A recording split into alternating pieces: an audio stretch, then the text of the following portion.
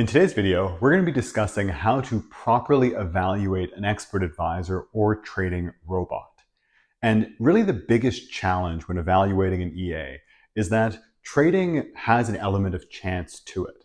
So let's say you're testing an EA for 3 days, 4 days. You could start at a phenomenal period where it's just winning nonstop, even if it has, let's say, a 50% win rate.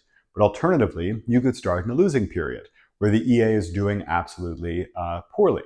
And how do you make sense of this? How do you make sense of the winning streaks versus the losing streaks? And what factors should you as a user pay attention to?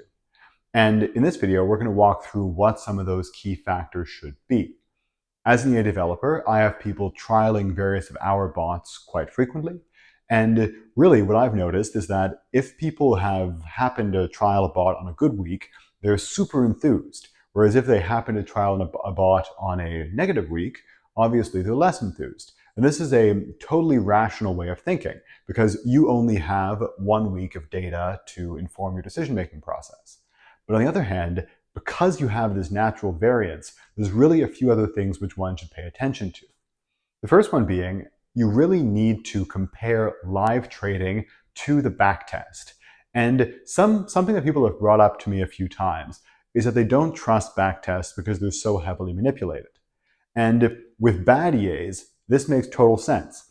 Many of the MQL5 marketplace EAs are clearly history readers, so the backtest is totally useless. However, if somebody has a real strategy or a properly developed bot, the backtest and the live trading should match 99% of the time, particularly if it's not a super spread or slippage sensitive bot, and if the trigger is time-based. For instance, some of our longbow bots, you enter one trade at 6:30 p.m. Eastern Standard Time. That should, generally speaking, match because there's very little discrepancy across the backtest and live trading. And why this is important, and even as a developer, if you couldn't trust your historical backtest, you would have no idea if your strategy has an edge or not.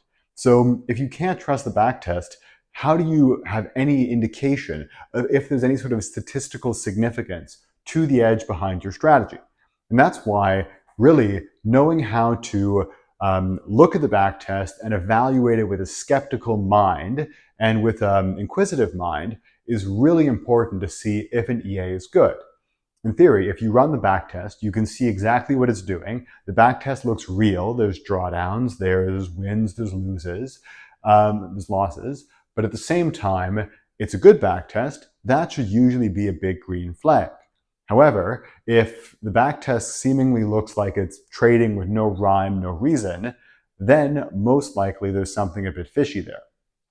Moving over here to our second point, you should be able to evaluate the strategy. And some developers don't necessarily want to give you the secret sauce, rightfully so, because they don't want people to duplicate the EAs. However, I've always found that honesty is really the best policy here, just because if people can see what the bot is doing and why it's making decisions, it's way easier for them to either have confidence in the strategy and see if it matches their trading objectives. Because they know if it did well on a given week, this is why it did well. Whereas if it did poorly, this is why it did poorly. Let's do a really simple example. Let's say our bot is just buying the NASDAQ at the open and selling at the close. You tested over the week and the NASDAQ during this week went up. If the NASDAQ went up, your bot should have made money. So concretely, that makes sense. But if you had a negative week in the NASDAQ, your bot would have lost money. So you as the user know why the bot either made or lost money. And if the strategy here is, hey, the NASDAQ generally goes up, so this bot should generally make money, you as the user of the EA can evaluate that strategy and see if it makes sense for you. You might say, hey, even if this week was a bit meh, because the NASDAQ moved in a straight line or more of a flat line, next week, I believe the NASDAQ should be bullish. Knowing how this strategy works, that we're just buying the NASDAQ, it makes total sense that next week should, based on my hypothesis, be a better week. So if you understand the strategy and you can see what the EA is doing and why it's doing what it's doing, that's a very helpful way to evaluate an EA. I would personally never buy or sell an EA where there's no clear strategy behind it. If somebody comes to me and says, hey, this EA is very much based on buying the NASDAQ, Cool, that makes sense. If somebody tells me this EA is based on the RSI 17 crossing over the RSI 32, I would have no idea if that's a valid strategy or not. Maybe they data mine, maybe they just cherry pick some numbers. And if you know why it's doing something, it gives you a lot more confidence. And finally, the last point here would be testimonials and track record. If there's plenty of clients who've used a bot, they're happy with the bot, you see prop firms which have been passed using a bot or with a style or portfolio of bots, that's usually a really good sign. So just also like the reputation of developers. Some developers are known to continuously put out crap. You probably don't want to buy a bot from one of those developers. Whereas other developers have good reputations. Wim would be a great example of this, somebody who's put out tons of great bots over the years. Most likely, they know what they're doing, so the next bot will also be solid.